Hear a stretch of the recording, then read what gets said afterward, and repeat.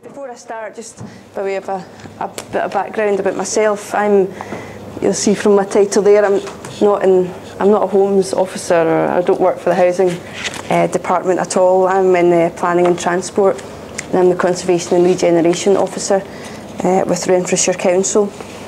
And I gave a presentation a few months ago, maybe even last summer, I can't remember, and there was a colleague there from Shelter, and they asked me to come back to do the same talk again. And this is really just picking up from what Lynn was saying about the developer days that we run for our buildings at risk. So I'm just going to talk through that process and how we got there and what's involved. So Renfrewshire has an absolutely fantastic built heritage. We are exceptionally lucky. We've got over 500 listed buildings, and in Paisley itself there's a really good concentration of category A listed buildings, which really does add to the character of the town. So we are very lucky. However, it does come with its challenges. Where we have our listed buildings, 6% of those or thereby are considered to be buildings at risk. So if a building's on the at-risk register, it's a listed building that's lying vacant and it's falling into disrepair. So the Royal Commission, on behalf of Historic Scotland, run this register and keep that up to date. And they work closely with all the local authorities to monitor the properties. And part of my remit as Regeneration and Conservation Officer is to have an overview of all the built heritage, but focus on the buildings at risk and try to get them regenerated, try to get them back into use. So I suppose that's where we tie in with the Empty Homes initiative. But as I'm sure you're all aware, with local authorities, budgets are tightening, the market's not particularly good. You'll all be experiencing the same problems that I think we are with our listed buildings. So it's just how we deal with them. But certainly within Renfrewshire, the long-term vision for Paisley, for the other towns and villages, the built heritage needs to be at the centre of that in order to get these buildings into a sustainable active use that can contribute to the local economy, the local community, and an active street frontage. So it really is an important part for Renfrewshire Council. And we do have a bit of a track record. This is probably one of our most famous success stories. It's the Anchor Mill in Paisley Town Centre. It's category A listed, and it had fallen into really poor condition. There wasn't a lot being done with it. It was a building at risk. And a number of years ago, working with the owner of the building and the surrounding site, with the council, with Historic Scotland and other funders involved, the Prince's Regeneration Trust as well, we worked on this project to try and get it back into sustainable use. It's now flats with business space on the ground and first floor, and it really is a great example. However, it took a long time. Over 5 years I think we were working on it. It was before my time at the council. A lot of investment, public sector investment as well, but probably the main thing that led to the success was that the landowner, the building owner, was on side with us, and we shared that vision, and there was an ongoing dialogue. In fact, the owner of the building changed halfway through, but the new owner was still committed to the outcome. The owner was a supermarket in both instances, and there is now a Morrison's nearby. However, it's still a really good achievement.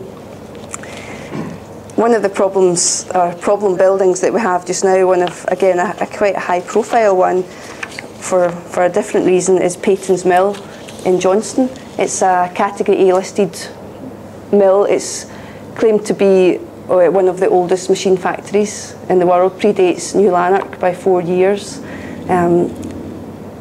It's a fabulous building, and it has quite extensive land associated with it as well. It's beside a river on the edge of a town centre, so it's an ideal development opportunity. The last active use in this site was for a shoelace manufacturing company, and they moved out. They relocated, unfortunately, in 2004. They sold on the land and the buildings to a property developer who came into the council on numerous occasions. We had lots of good discussions with them, but no action was ever taken. and the buildings are lying empty, they're going to deteriorate. We need the owners to take some action to keep them in wind and watertight at least.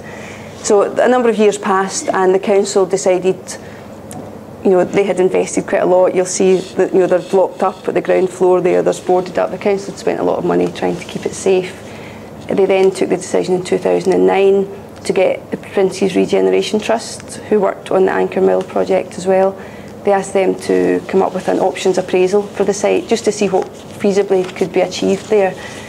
So that exercise was carried out, and that later led to what's known as a Prince of Wales Developer Network event. You can see where we get our name from. So that was 2010, PRT arranged that. It was invited guests to come along, trying to generate some interest in the site and the building. And it was a great event. That was in the middle of May 2010, and this was the end of May 2010.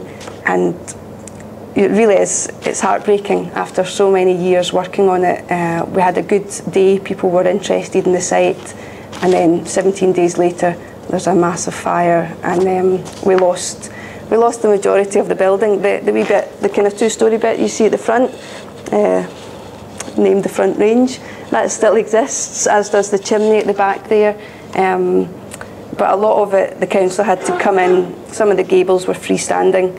The council had to come in and demolish what was remaining. The tower still stands, and remarkably, Historic Scotland came back to see the site, and they said it's still Category 8 listed. It's still very important what you have. So things have progressed. It's not all bad news. There's now, following the the PRT's involvement, there's a new owner of the site in place, and we're having discussions with them about what we can do to the site. But I think the key lesson is that these things take a lot of time, and it really is crucial to have a dialogue and a relationship with the building owner, because if they don't want to do what if their aspirations don't meet yours, then you're just going to fight all along, and unfortunately you run the risk of losing your building. So I think, to be honest, that was a turning point for the council. We had the success of Anchor Mill. We could have had the success at Peytons. We invested a lot of staff resource and council funds. To be honest, we've lost. We tried to recoup some of our money spent, but it's all been lost now. And it's just not sustainable. The council doesn't have the funds to keep investing that amount of money in all 30 of our vacant buildings or buildings at risk. So we learned from Peytons and the PRT involvement, and we thought we would try and be proactive and have a developer day initiative for some of the remaining buildings at risk. And the aims really are very straightforward. It's to raise awareness of the properties that are available in Renfrewshire and the development opportunities, to stimulate some developer interest in these properties, and it's also to raise our profile, Renfrewshire Council's profile, so that we get a reputation as a proactive council, a council that you can approach and that is open to discussion. So hopefully that's certainly starting to happen. So we're proactive in that we're going out and we're contacting the owners, we're asking them to be involved, we're contacting developers that we know of, work in the area, architects, etc. It's innovative because I'm not sure of any other local authority that's doing that. We're certainly talking to others, and we're sharing ideas now. A lot of local authorities have various schemes that they're trialling. This is just one we're trialling. Partnership working is absolutely crucial, I've said, with the owner, but also with Historic Scotland, because these are, the majority are all listed buildings. We have to have Historic Scotland on board, and I must say they've been excellent. The objectives, we have to agree the objectives, the owners of the building, Historic Scotland, any funders of it, and the council. We need to all be working to the same ultimate goal, and just that we continue to have a strong dialogue with all of these parties. This is just a selection of some of our buildings at risk. Now, I said there's 30 on the list. Some of these aren't on the official list, but we're aware of them and they perhaps should be. The one in the top left here, Hermiston, is a fabulous house in Bridge of Weir. It's B listed. It would make a super family home. Some of the other ones, just second from the right in the bottom, that's a former hospital. So that has planning consent to be converted into 38 flats. So although it's not necessarily good examples for this conference, but there is some potential there within the buildings that we have. But also we had so many, we had to try and prioritise the ones that we would focus on at the early day for the initiative. So we got it down to 2 buildings. First of all, the TA building on the top right, the former Territorial Army building, which is in the High Street in Paisley. And we chose that because it had consent for residential development flats and then new build at the back, so enabling development. Plus, it would make a huge difference to Paisley Town Centre if that was brought back into sustainable use. And we chose the REI again because it formerly had consent. We knew it could be developed and there was land associated with it, so they could get some new build on it as well. And also, that building forms a kind of E shape in plan, and one of the legs of the E is currently flatted development, so people are living in it, and it's joined by a derelict building. So it was quite a priority for us. So that's how we chose the ones to focus on, and we worked with the partners that I was telling you about before, and we prepared these development briefs, which are essentially, I'll leave them down at the front. It's just essentially a bit of a marketing brochure to tell you about the building, about the local area, any policy related issues, funding that may be available, and it detailed really what we thought could be achieved with the site. I also gave contact details for myself and the owners of the buildings. Fairly straightforward, but it was in hard copy and PDF, so it was able to be sent out to people quite easily. And even now we get phone calls asking for PDFs of them to be sent over. So we identified the buildings, we prepared the development briefs with Historic Scotland. We had to think about who we were going to invite to these events, and to be honest, at the beginning, following the Prince of Wales Developer Network idea, I think we thought we'd get more people. We only had about 10 or 12 people along to it, which wasn't great. In hindsight, I think you would roll it out to more people. And I would recommend just at least starting with these, developers that you know in the area, preservation trusts, architects, agents for buildings, etc., and any other stakeholders involved. What we did actually was, because I'm in the planning and transport team, I spoke to the policy section who are doing consultation for their local development plan, and they had a database of developers that we could contact. So that was my starting point. So each of them then got an invitation, personal invitation, to come to the event. So the first event, which was showcasing the REI in the TA building, that was held in May, and it was great. It was a good opportunity. We hosted it to start off with at the Anchor Mill, the successful one. People were able to come in, network, have a cup of tea, a welcome from the head of service, telling them that Renfrewshire's open for business. That's his line. And then we took them on a tour of each of the buildings. Now the good thing about that is that you get a captive audience when you've got people out there. And it's like-minded people who are interested in buildings, who could maybe come up with a great idea that we'd never thought of. So even if they don't buy the building that day, it's good to get them discussing it. So this is just a few photographs of the site visits. This is the hall at the back of the TA building, which in its consent has it can be demolished for new housing. But it's really just to give you an idea of the condition of these buildings. It takes a kind of serious developer to contemplate taking one of these buildings on, but they're still structurally sound and they could be converted into a number of different uses. So again, it was a great event. We didn't get, like I say, nobody purchased the buildings. There weren't any sales on the back of these events, but it did raise the awareness of it. Ultimately, the REI sold last month at a London auction. So we've already been in touch with the new owner, and we're having a meeting, hopefully in April, about the building. And the TA building went to a closing date. There was some interest in that, and again, we're just waiting to speak to the new owner of that building. I'm not saying it's a result of what we did. That was just raising awareness of it, and it's something that we can do without spending a lot of money.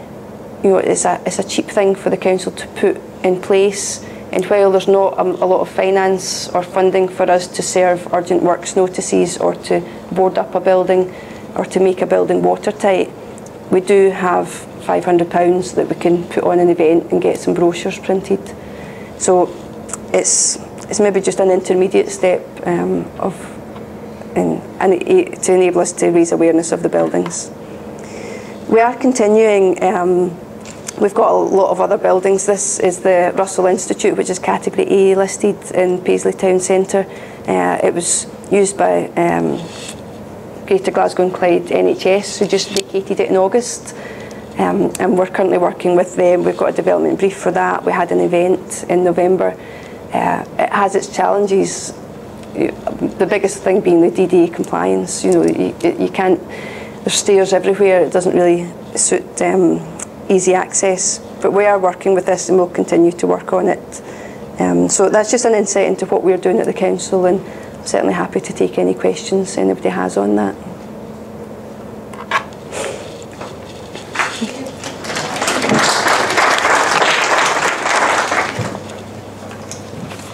I can just leave them. So I think we're going to take questions for Lynn and for Elaine at the same time. So Lynn is going to come back up to the front. Thanks. So who has questions? Yeah, Alison. I have a question for Lynn. You're talking about updating your information regularly, you contact people, checking each time you file some on format. How time intensive is that? How many hours a week or days a week? Very little, because you just got a standard letter.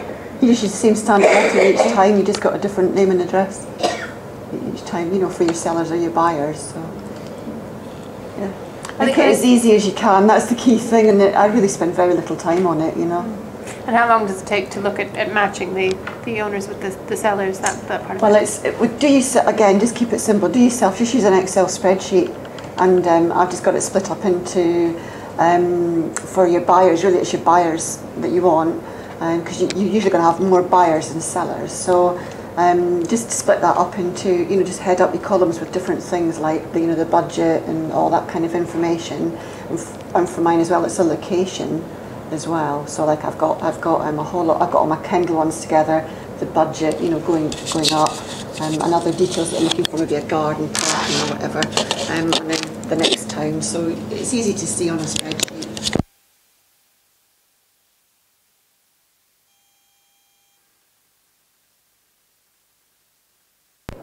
There, yeah. Just a bit of one for Elaine, I suppose, mainly is, does the council have a view about what kind of developers it want? I'm thinking that, maybe not so much now, but I think some developers in Edinburgh who specialise in not developing, specialise in basically buying property, sitting it for ages and selling it. I don't know whether that was the case in one of the examples of basically whether the developers never would have developed because it's basically land speculators. And I just wonder if there's anything you can do about that as to get people who are actually interested in doing stuff. Because those kind of developers actually getting away with using property. Yeah, no, I would absolutely agree, and I think the Peyton's Mill example might have been something like that, where they never really came forward with anything that was going to be delivered. But what we did with Peyton's Mill, and it was with the help of PRT, but it's a simple enough process. After the fire, they prepared a development brief for the site, and we went out and we invited people to submit if they were interested. We then went through an interview process with them, and Ranald McInnes from Historic Scotland was there, the council, PRT, and we were really interviewing them to see if they were, you know, a worthy developer, if you like, and they were realistic and they had the funds and the ambition to take it forward. I think it's difficult though to do that with every building, and it would depend where you were with your building owner as well. But it could be done, yeah. Okay. Any other questions? Okay. Well, we're running a bit late.